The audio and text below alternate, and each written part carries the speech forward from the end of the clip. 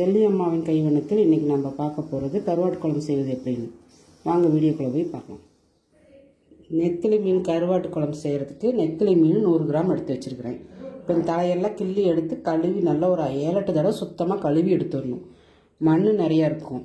அதுக்கு முன்னாடி இது நல்லா ஒரு வடச்சட்டியில் போட்டு வறுத்தோம்னா அந்த மண்ணெல்லாம் சூடேற உதிர்ந்துடும். அதுக்கப்புறம் அலசி எடுத்துக்கலாம். அடுப்பத்தை வச்சு ஒரு வடச்சட்டி சூடேறிச்சு. இந்த கருவாடு அதுக்குள்ளே போட்டு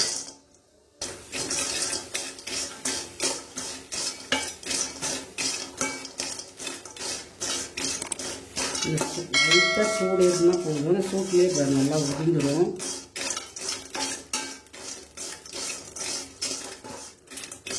சூடேறினோடனே மண்ணெல்லாம் உதிர்ந்துருச்சு. உள்ள இருக்குது. அதே மாதிரி எல்லாம் தட்டி எடுத்துட்டு அதுக்கப்புறம் நல்லா ஒரு 7-8 தடவை கழுவி எடுத்துக்கலாம். அடுப்பத்தை வச்சு வடச்சட்டி வச்சு கருவாட்டு குழம்புக்கு வெங்காயத்தை வதக்கிடலாம்.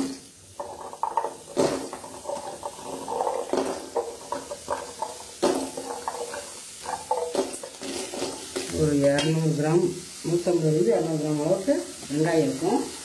வெங்காயம் வதக்கிறதுக்கு கொஞ்சமாக எண்ணெய் ஊற்றலாம்.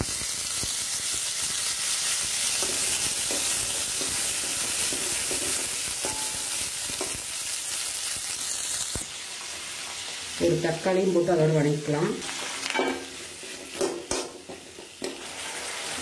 1 ஸ்பூன் மிளகு, 1/2 ஸ்பூன் ஜீரகம், 4-5 பல் பூண்டு, ஒரு துண்டு இஞ்சி,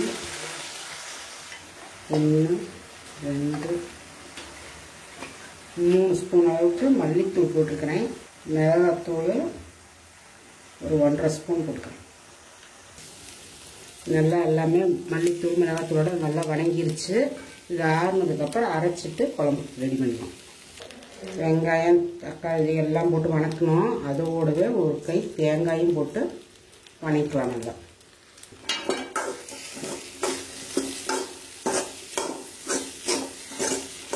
ஆறுனதுக்கப்புறம் அதை அரைச்சிட்டு வந்து குழம்புக்கு ரெடி பண்ணிடலாம். அடுப்பத்தை வச்சு சட்டி வச்சுக்கிற சட்டி நல்லா சூடேறிடுச்சு. நல்லெண்ணெய் ஊற்றிக்கலாம். ஒரு 3 ஸ்பூன் எண்ணெயாட்ட ஊற்றிருக்கிறேன்.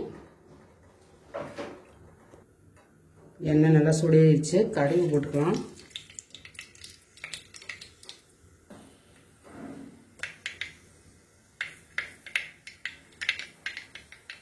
வரமிளகாயை 2 கிள்ளி போட்டுக்கிறேன். அதுக்கப்புறம் பொடியை நறுக்கி வச்சுக்கிற சின்ன வெங்காயம் போடுவோம். வெங்காயம் வதங்கங்காட்டிக்கு 1/4 டீஸ்பூன் மஞ்சள்தூள் போட்டுக்கலாம்.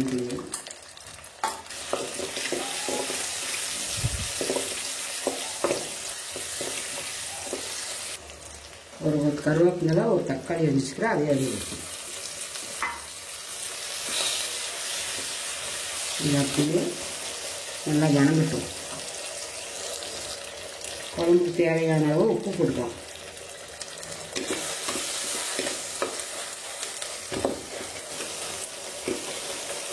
வெங்காயம் தக்காளி வதங்கிடுச்சு. அரிஞ்சு வச்சுருக்க கத்திரிக்காய் அதுக்குள்ளேயே போட்டுக்கலாம்.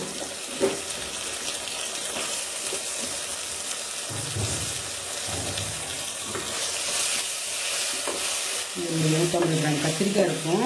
அதே அதிலே போட்டு நல்லா வதங்கட்டும். வதக்கி அரைச்சி வச்ச விழுதையும் அதிலே ஊற்றிக்கலாம். குழம்புக்கு தேவையான அளவு தண்ணி ஊற்றி குழம்பு நல்லா கொதிக்கணும். பச்சை வாசம் போக கொதிக்கட்டும். கத்திரிக்காயோடு நல்லா வேகட்டும். குழம்பு ஒரு கொதி வந்துருச்சு. கருவாடு ஒரு 7-8 தடவை கழுவி எடுத்து வச்சுருக்கிறேன், மண்ணெல்லாம் போக. இப்போ இந்த கருவாட்டையும் அதோடு சேர்த்துக்கலாம்.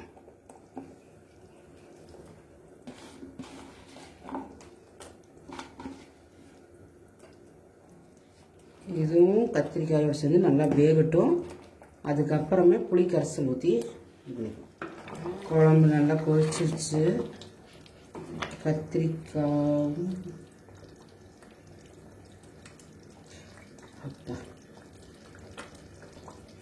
கத்திரிக்காயும் கருவாடும் 3/4 பதத்துக்கு மேலே வந்துருச்சு. புளி கரைசல் ஒரு பெரிய நெல்லிக்காய் சைஸில் புளி கரைச்சி வடிகட்டி எடுத்து வச்சுருக்கிறேன். அதையும் அதில் ஊற்றிக்கலாம்.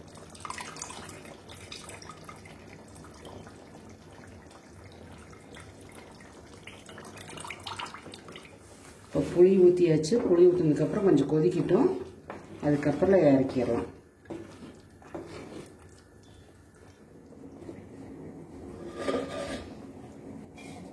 குழம்பு நல்லா கொதிச்சிருச்சு. எண்ணெயெல்லாம் மேலாப்பில் பிரிஞ்சு வர அளவுக்கு தயாராகிடுச்சு குழம்பு. சூப்பரான கருவாட்டு குழம்பு ரெடி. வேறு சூப்பராக இருக்குது. அடுப்பை ஆஃப் பண்ணிடலாம். கொஞ்சமாக கருவேப்பந்தலையை, பச்சை கருவேப்பந்தலையை பிச்சு போட்டுடலாம். அடுப்பை ஆஃப் பண்ணியாச்சு. சுவையான கருவாட்டு குழம்பு ரெடி ஆயிடுச்சு. சூப்பராக இருக்குது. நீங்களும் செஞ்சு பார்த்துட்டு கமெண்ட் பண்ணுங்கள், ஷேர் பண்ணுங்கள், பிடிச்சிருந்தால் லைக் பண்ணுங்கள், மறக்காமல் சப்ஸ்கிரைப் பண்ணிடுங்க. பக்கத்துலேயே பெல் ஐக்கான் பட்டனை கிளிக் பண்ணுங்கள். செல்லி அம்மாவின் கைவண்ணத்தில் இது ஒரு தனி சுவை.